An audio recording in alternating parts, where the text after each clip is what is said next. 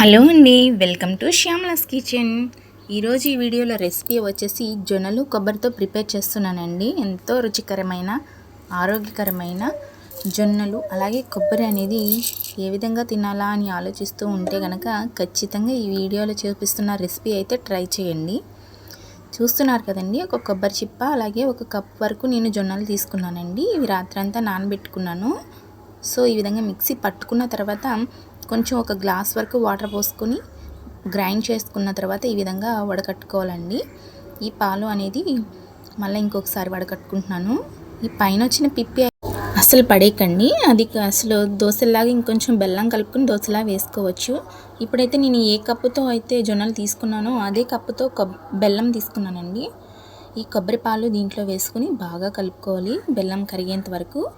ఈ బెల్లం కరిగిన తర్వాత ఈ విధంగా ఉంటుందండి. ఇదంతా మనకి ఈ కుక్కర్లో ఏ సైజు బౌల్ అనేది పడుతుందో ఆ బౌల్లోకి అనేది ఈ పాలు అనేది సర్వ్ చేసుకోవాలి.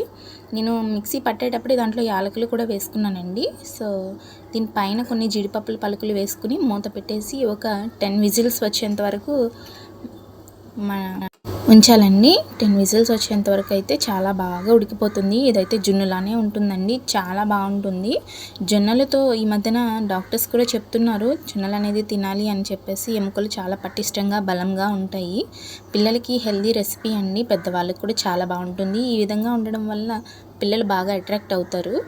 ఎంతో టేస్టీ రుచికరమైన జొన్న కొబ్బరితో చేసిన జున్ను అనేది ప్రిపేర్ అయిందండి. ఇది ఫ్రిడ్జ్లో పెట్టుకుంటే ఇంకా గట్టిగా ఉంటుంది.